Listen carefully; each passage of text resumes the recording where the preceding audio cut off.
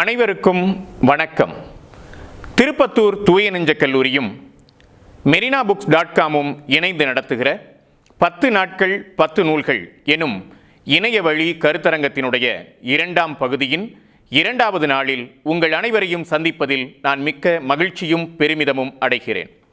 நண்பர்களே, இன்றைக்கு நாம் காண இருக்கக்கூடிய நூல் டி கோசாம்பி எழுதிய மாயையும் யதார்த்தமும் எனும் ஆய்வு நூல். தாமோதர் தர்மானந்தா கோசாம்பி ஒரு இந்திய சமூகவியல் ஆய்வாளர், கணிதவியலாளர், புள்ளியியலாளர். 1907ஆம் ஆண்டு பிறந்த டி கோசாம்பி 1966ஆம் ஆண்டு மரணமடைந்தார்.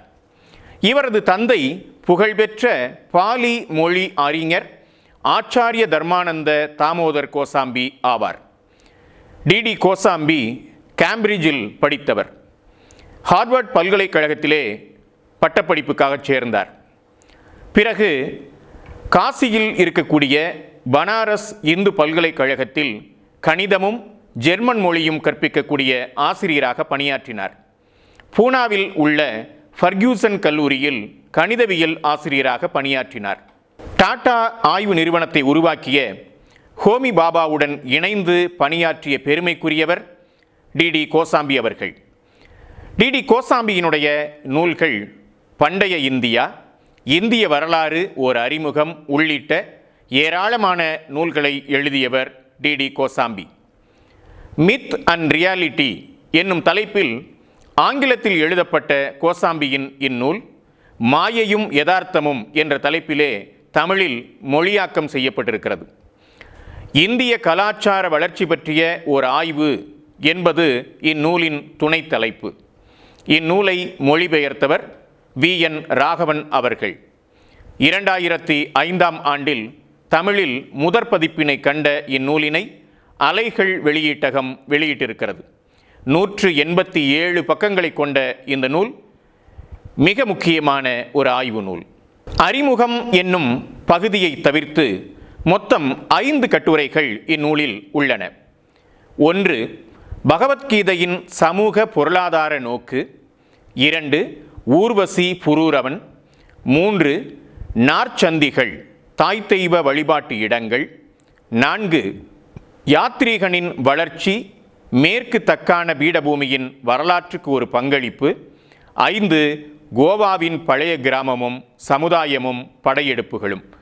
இந்த 5 கட்டுரைகளும் இந்த நூலிலே இருக்கின்றன. இந்நூலின் பதிப்பு குறிப்பு நமக்கு சில செய்திகளை தருகிறது. உலகம் மாற்றத்திற்கு உட்பட்டது. இயற்கையும் மாறிக்கொண்டுதான் இருக்கிறது.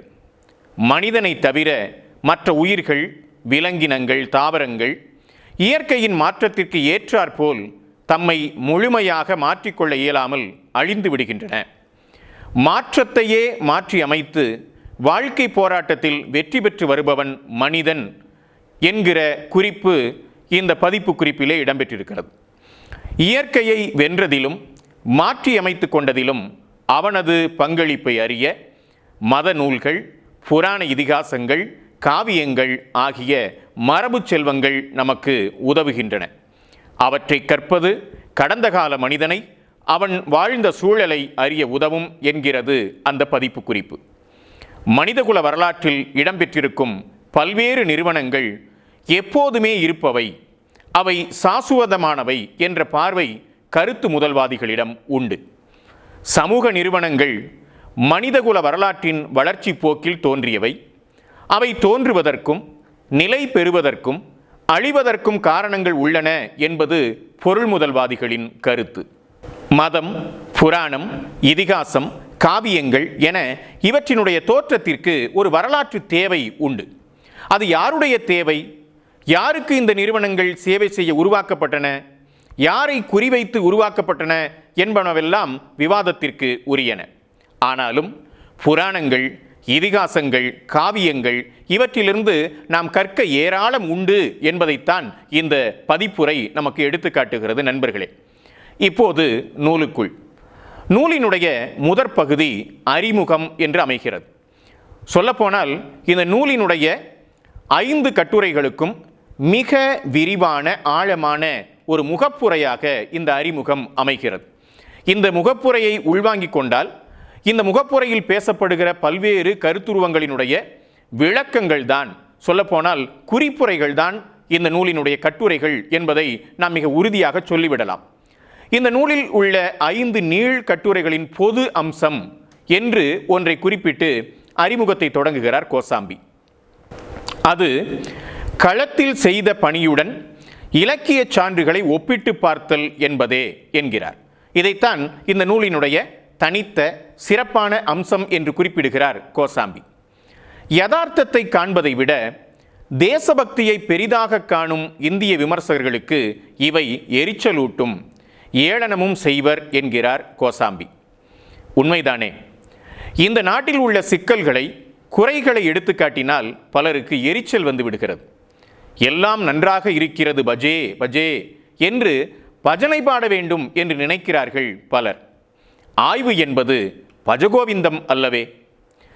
இந்த நூல் மட்டுமல்ல, கோசாம்பியினுடைய ஏனைய மற்றைய நூல்களையும் புரிந்து கொள்ள, அல்லது கோசாம்பியை போல சமூகவியல் ஆய்வை செய்த ஆய்வாளர்களுடைய ஆய்வுகளை புரிந்து கொள்ள இந்த கருத்து முக்கியமானது.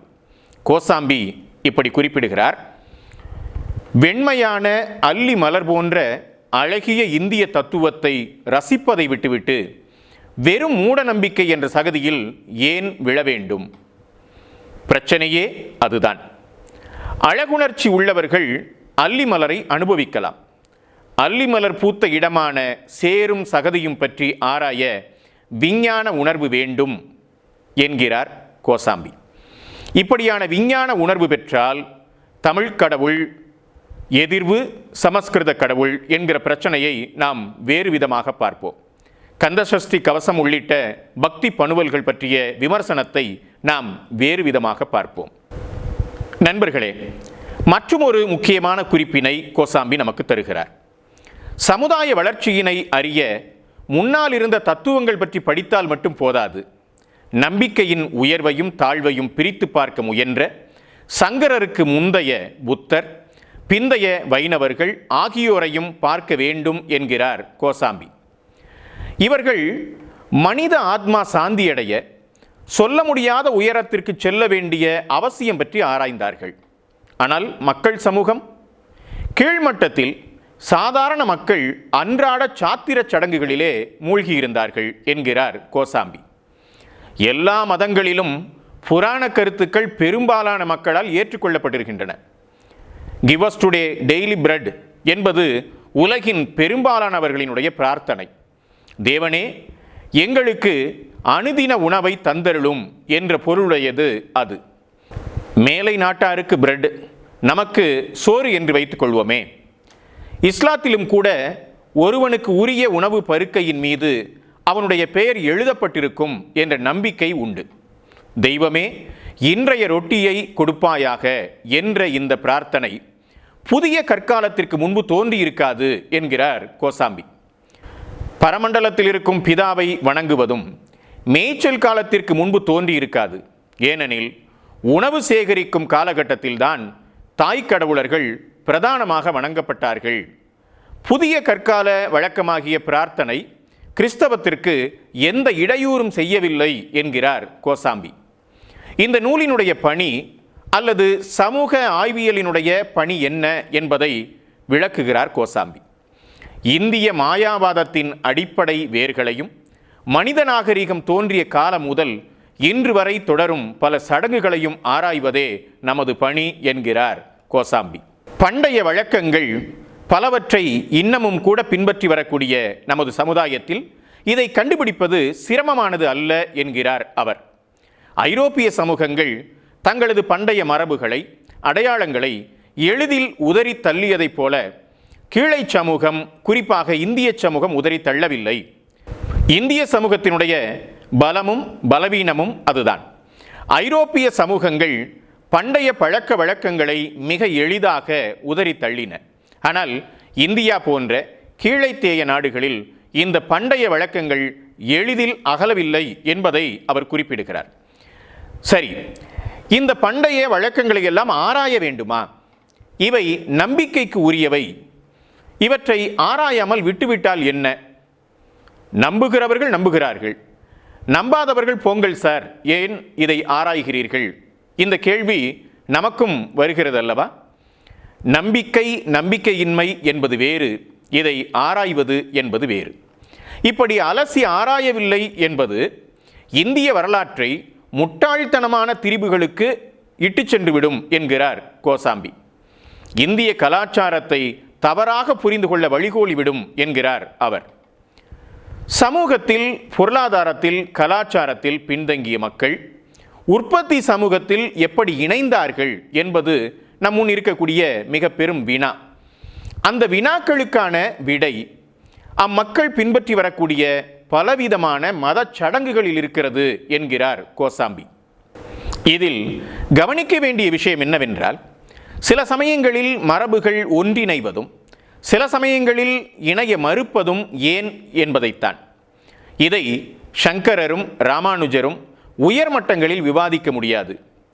அவர்களை பொறுத்தவரை அந்த மட்டங்களில் இல்லவே இல்லை என்கிறார் கோசாம்பி.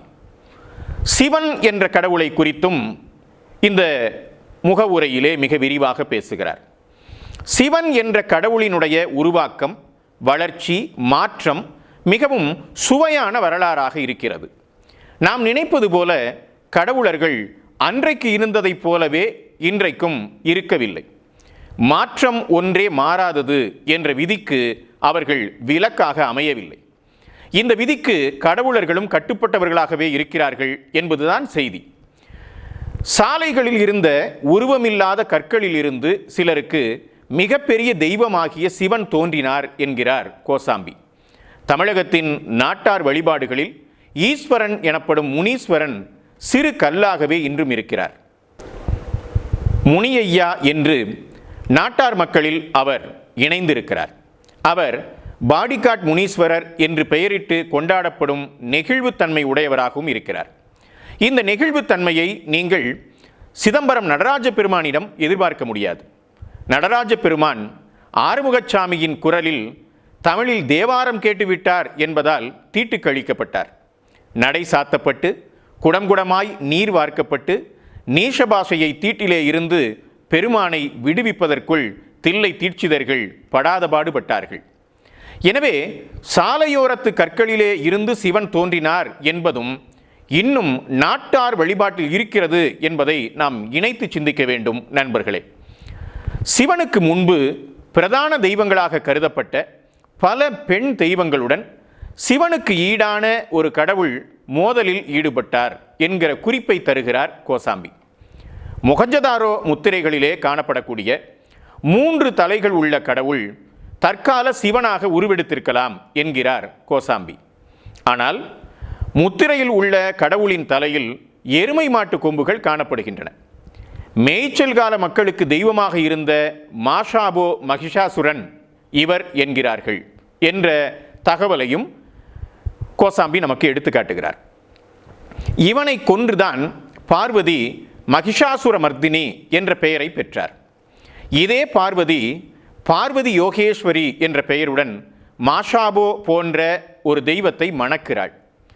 இந்த மாஷாபோ சிவ பைரவராக மாறியிருக்கலாம் என்கிறார் அவர். காலிகாட் சித்திரங்களில் பார்வதி காளியாக சிவனுடைய அல்லது அவருடைய சடலத்தின் மீது நிற்பதாக காட்டப்படுகிறது என்கிற அந்த ஓவிய குறிப்பையும் அவர் எடுத்துக்காட்டுகிறார். சிவனை மிதித்து கொண்டு நிற்கிறாள் பார்வதி, அல்லது சிவனுடைய சடலத்தின் மீது ஏறி நிற்கிறாள் பார்வதி என்கிற இந்த குறிப்பு மிக முக்கியமானது என்கிறார் அவர். பின்னர் சிவன் பார்வதியினுடைய அருளால் உயிர் பெற்று எழுந்து வருகிறார் என்கிற குறிப்பும் நமக்கு கிடைக்கிறது. ஆனால் மோதல் இருந்தது என்பது மட்டும் தெரிகிறது என்கிறார் கோசாம்பி. ஒரு பகடை ஆட்டத்தில் பார்வதி சிவனை வென்று விடுகிறாள். பார்வதியினுடைய குழந்தை கணேசன் சிவனின் குழந்தை அல்ல. அக்குழந்தையின் தலையை சிவன் கொய்து அங்கு யானையின் தலையை வைப்பதாக கதை இருப்பதை அவர் எடுத்து காட்டுகிறார். மற்றொரு குழந்தையாகிய ஸ்கந்தன் சிவனுடைய விந்துக்கு பிறந்தவன். ஆனால் பார்வதியின் கருப்பையில் வளரவில்லை. சிவனை உயர்ந்த கடவுளாக உயர்த்துவதற்கான கதை இது என்கிறார் கோசாம்பி. இவ்வாறு சிவன் தெய்வீக நாட்டியம் ஆடுபவராக உருவகிக்கப்பட்ட தன்மையையும் விவரிக்கிறார் அவர். பிரான்ஸ் நாட்டில் ஒரு விதமான தோலை அணிந்து நடனமாடக்கூடிய கோமாளி நடனத்தோடு இதை கோசாம்பி தொடர்புபடுத்தி காட்டுகிறார்.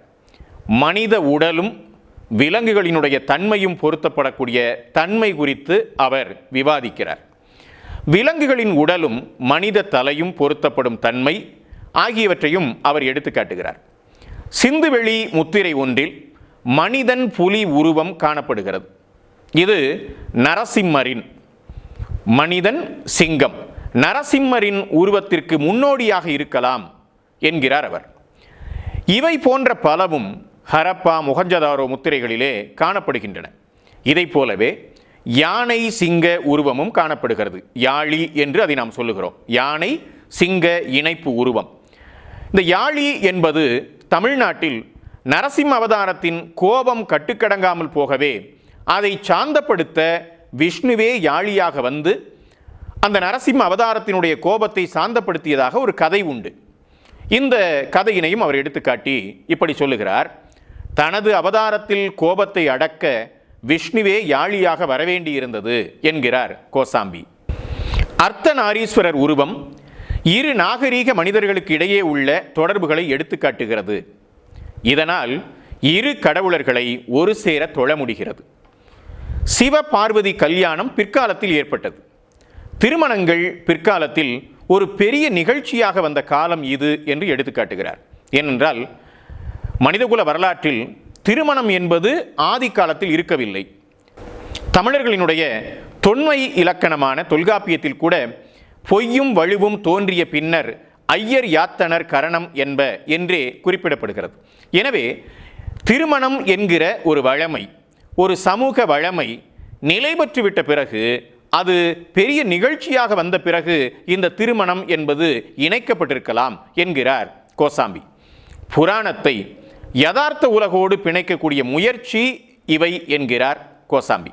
இந்திய மத தத்துவத்தின் புராண அடிப்படைகளை ஏற்கும் தயக்கமும் அந்த பழைய நம்பிக்கைகள் இப்போதும் தொடரும் உண்மையும் காலனி ஆதிக்கத்தின் காரணமாக பழங்காலமாக அடக்கி வைக்கப்பட்ட இந்திய அறிவாளிகளின் உணர்வின் விளைவாகும். அந்த அடக்குமுறை இன்னும் நினைவிலிருந்து அகலவில்லை என்கிறார் கோசாம்பி. அதை போலவே அனுமன் என்பது குரங்கு நாட்டியக்காரன் போன்ற ஒரு வடிவம் என்கிறார் கோசாம்பி. இந்த புராதன சமுதாயம் மூடத்தனமானதா, பழமையில் ஊறி கிடந்ததா, எள்ளி நகையாடத்தக்கதா? இவையெல்லாம் நம் முன்னால் வரக்கூடிய கேள்விகள். ஏனென்றால் இப்படியான புராண இதிகாச கருத்துக்கள் நம்மால் எள்ளி நகையாடத்தக்கதா என்ற கேள்வி வருவதை யூகித்து கோசாம்பி இப்படி சொல்லுகிறார். அப்படியெல்லாம் ஒன்றுமில்லை. இன்றைய நவீன சமூகத்தோடு ஒப்பிட்டு புராதன சமுதாயத்தை நாகரீகமற்ற சமுதாயம் என்று சொல்லுவதை இப்படி விளக்குகிறார் கோசாம்பி. பலர் பட்டினி கிடக்கும் நிலையில் உபரி தானியத்தையும் உருளைக்கிழங்கையும் அளிக்கும் அணு ஆயுதங்களை போற்றும் தற்போதைய வளமான சமூகத்தை விட அக்கால புராதன சமுதாயம் எந்த விதத்திலும் தாழ்ந்து போய்விடவில்லை என்கிறார் கோசாம்பி. இது மிகப்பெரிய சாட்டையடி. பண்டைய சமூகத்தோடு ஒப்பிட்டு இன்றைய சமூகம் நாம் நாகரீகம் அடைந்திருக்கிறோம், வளர்ந்திருக்கிறோம் என்று பெருமை பீற்றிக்கொள்வதற்கு உள்ளே இருக்கக்கூடிய ஓட்டைகளை, உடைசல்களை அறிஞர் டி.டி. கோசாம்பி அவர்கள் மிகச்சரியாக எடுத்து காட்டுகிறார் என்றே சொல்ல வேண்டும். நண்பர்களே, இந்த பகுதியினுடைய இறுதியிலே கோசாம்பி பலருக்கு நன்றி சொல்லியிருக்கிறார். களப்பணியிலே உடன் வந்தவர்கள், கட்டுரைகளை வெளியிட்டவர்கள், இந்த நூலுக்கான ஏராளமான படங்களை வரைந்து தனக்கு அளித்த தன்னுடைய மகள் மீரா உள்ளிட்ட பலருக்கும் நன்றி உரைக்கும் கோசாம்பி கடைசி வரியை இப்படி எழுதுகிறார். அத்துடன் காரல் மார்க்ஸுக்கு எனது நன்றி. நண்பர்களே, ஆய்வு பணிகளில் வாழ்க்கை துணைவருக்கு நன்றி சொல்லுவது நம்முடைய சமூகத்தில் எப்படி இருக்கிறது? கூச்சத்தோடு சொல்லுவது உண்டு இல்லையா?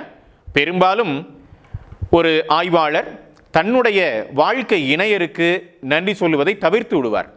தவிர்க்க முடியாத பட்சத்தில் கூச்சத்தோடு நன்றி சொல்லுவது உண்டு. அவசரமாக சொல்லி நகருவோம். அப்படித்தான் இவரும் தனக்கு மனதிற்கு மிகவும் நெருக்கமான காரல் மார்க்ஸுக்கு சொல்லுகிறார். ஒற்றை வரியில் காரல் மார்க்ஸுக்கு நன்றி என்று சொல்லுவதை நான் மிகவும் ரசித்தேன். நண்பர்களே, பகவத்கீதையின் சமூக பொருளாதார நோக்கு என்னும் தலைப்பிலான கட்டுரை இந்நூலின் மிக முக்கியமான கட்டுரை. விஷ்ணுவின் 9வது அவதாரமான யதுகுல தேரோட்டி கிருஷ்ணனுக்கும் பாண்டவ வீரனான அர்ஜுனனுக்கும் இடையே நடைபெற்ற உரையாடல் பற்றி சஞ்சயன் கூறிய விவரம் அதுதான் பகவத்கீதையாக அமைகிறது. 18 அத்தியாயங்களை கொண்டது பகவத்கீதை. நமக்கு இந்த இடத்திலே ஒரு ஐயம் வருகிறது. பகவத்கீதை என்பது மகாபாரதத்தில் இரத்த சம்பந்தமான உறவுகளோடு போரிட தயங்கக்கூடிய அர்ஜுனனுக்கு கிருஷ்ணர் சொல்லும் உபதேசம்தானே? ஏனில் இதை எழுதியவர் வியாசர் தானே? அல்லது பகவத்கீதையை அருளியது பகவான் கிருஷ்ணன் என்றால் பகவத்கீதையை அப்படியே வியாசர் எடுத்து தனது மகாபாரதத்தில் பொருத்தி கொண்டாரா? இப்படியான ஒரு ஐயம் நமக்கு வருகிறது. இது பாமரத்தனமான ஐயம் அல்லவா?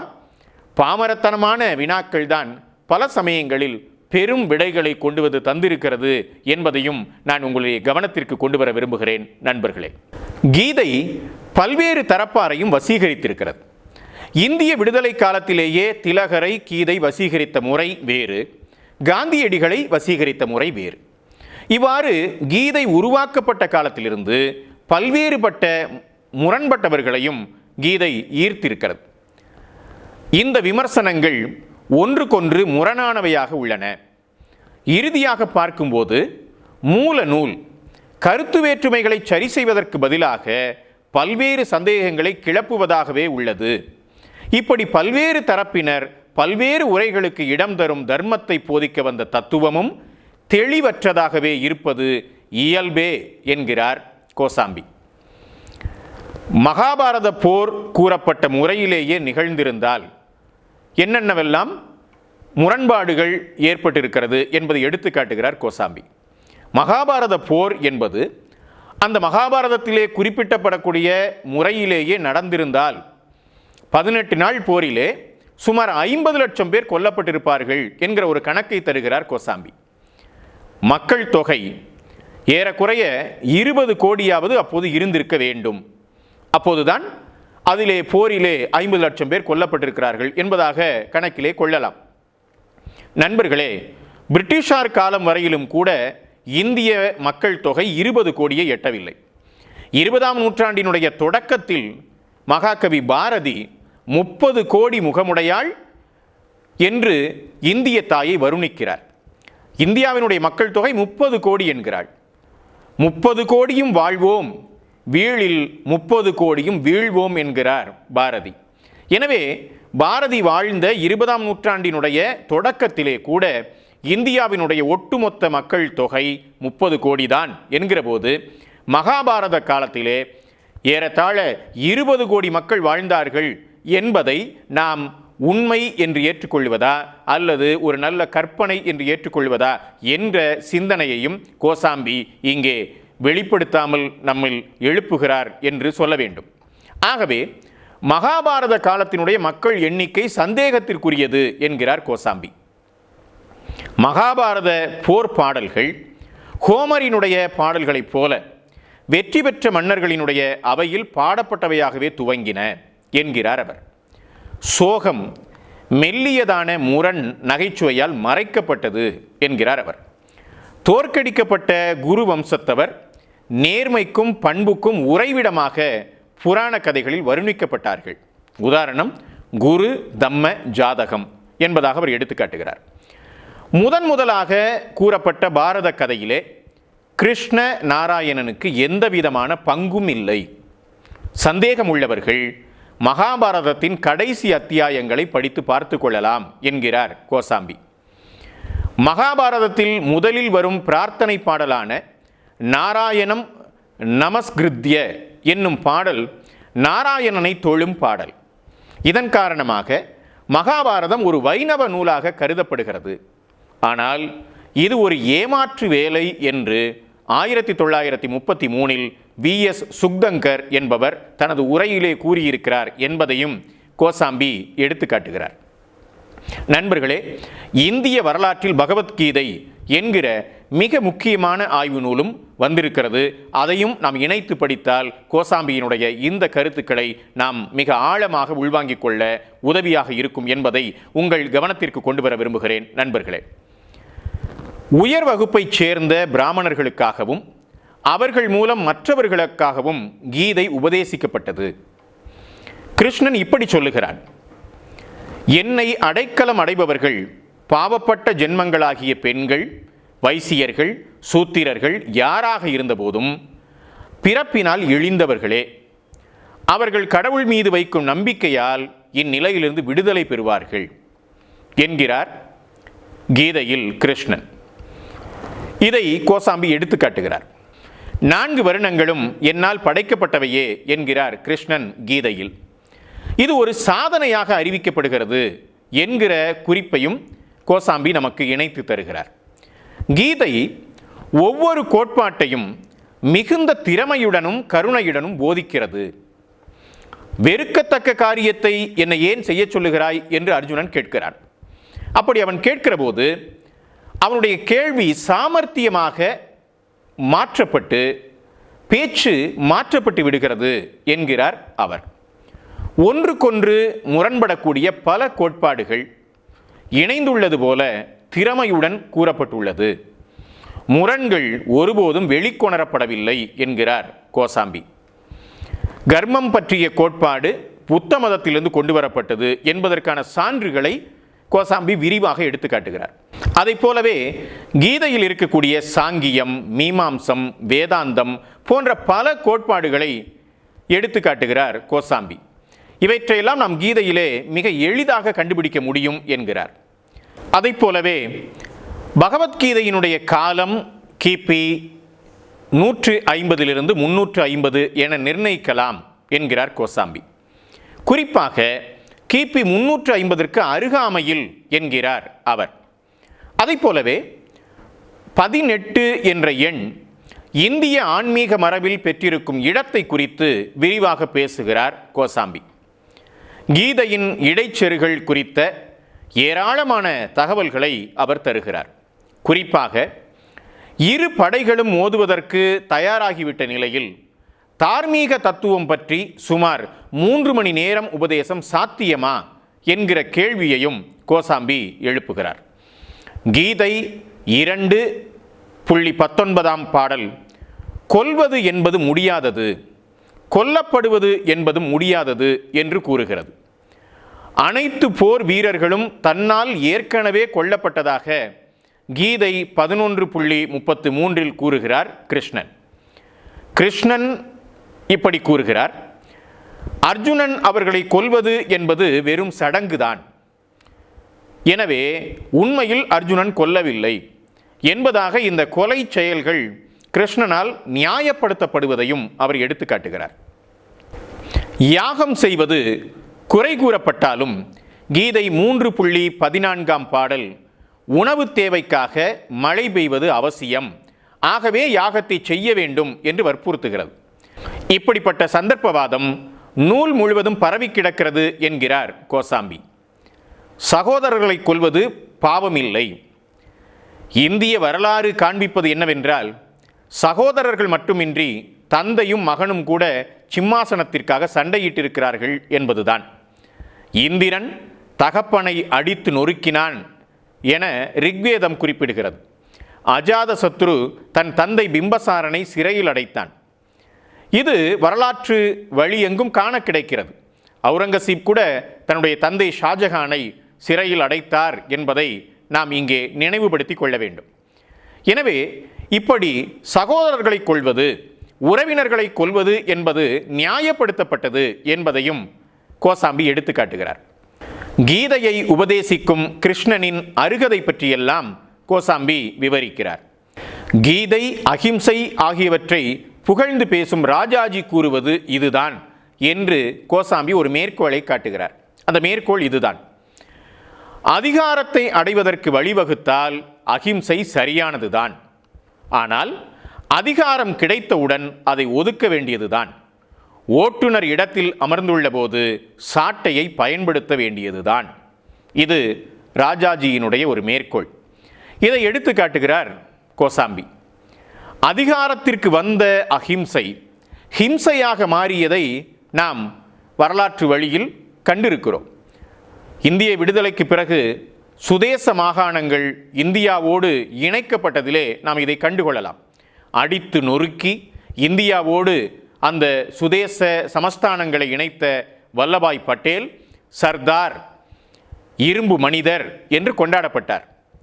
இந்த இந்தியாவினுடைய இரும்பு மனிதர் தான் இன்றைக்கு இந்தியாவினுடைய அடையாளமாக மிக பெரும் சிலையாக முன்னிறுத்தப்படுகிறார் என்பதையும் நான் உங்களுடைய கவனத்திற்கு கொண்டு வர விரும்புகிறேன். நண்பர்களே, இந்தியா பாகிஸ்தான் பிரிந்தபோது பாகிஸ்தானுக்கு சேர வேண்டிய தொகையை வழங்க வேண்டாம் என நேரு, பட்டேல் உள்ளிட்டவர்கள் நினைத்தபோது வழங்க வேண்டும் என்று தார்மீக அறம் பற்றி பேசினார் காந்தி.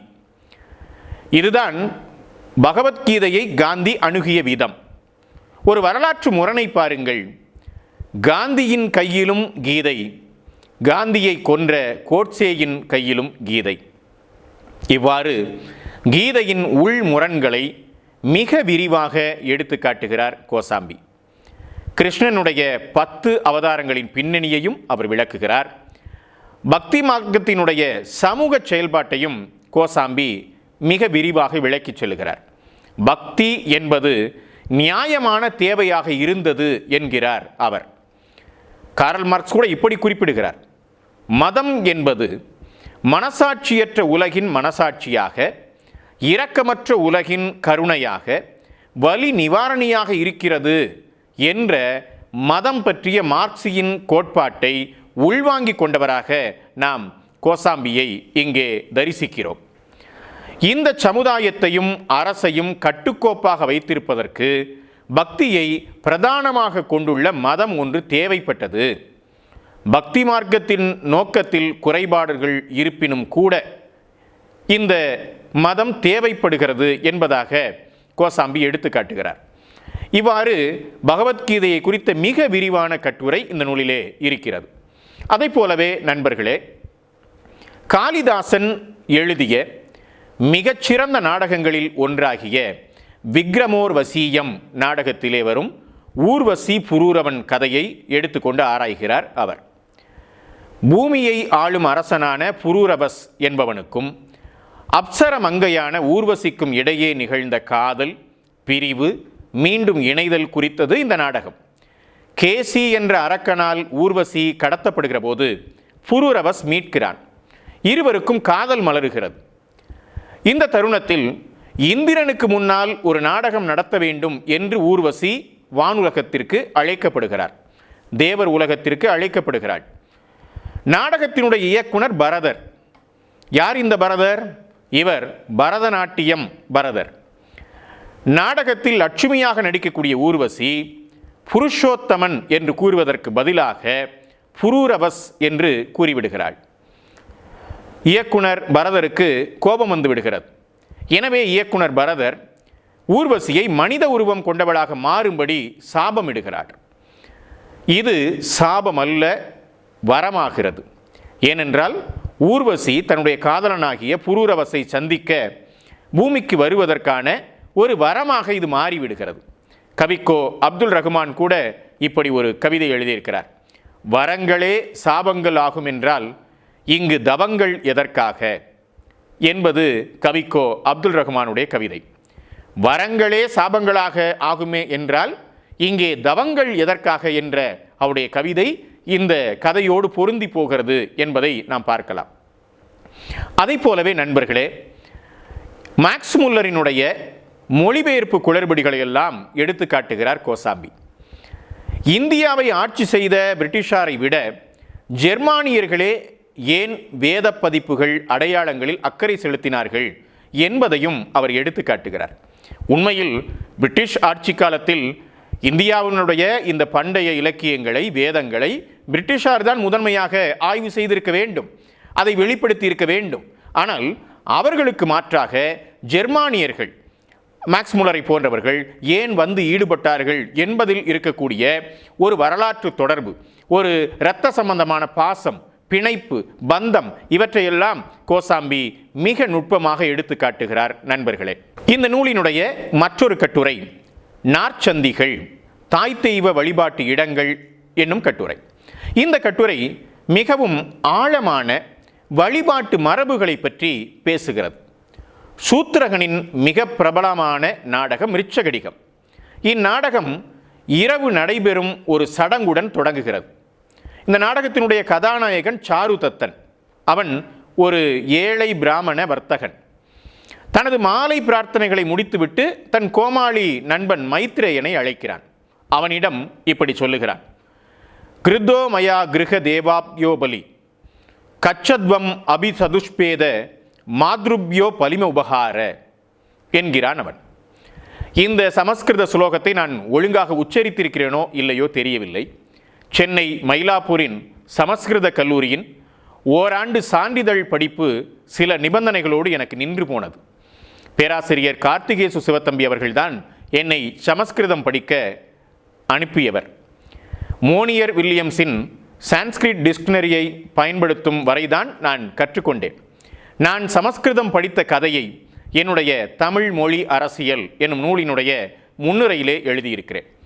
எனவே இந்த சமஸ்கிருத ஸ்லோகத்தினுடைய பொருள் இதுதான்: வீட்டுக்கு தேவைகளுக்கு தேவையான பலியை நான் முடித்து விட்டேன், நீ போய் தாய்மார்களுக்கு இப்பலியை கொடுத்து விட்டு வா. இதுதான் அந்த வாசகத்தினுடைய பொருள். இந்த குறிப்பை கொண்டு நாற்சந்தியில் நிகழ்த்தப்படும் சடங்கை ஆராய்கிறார் கோசாம்பி.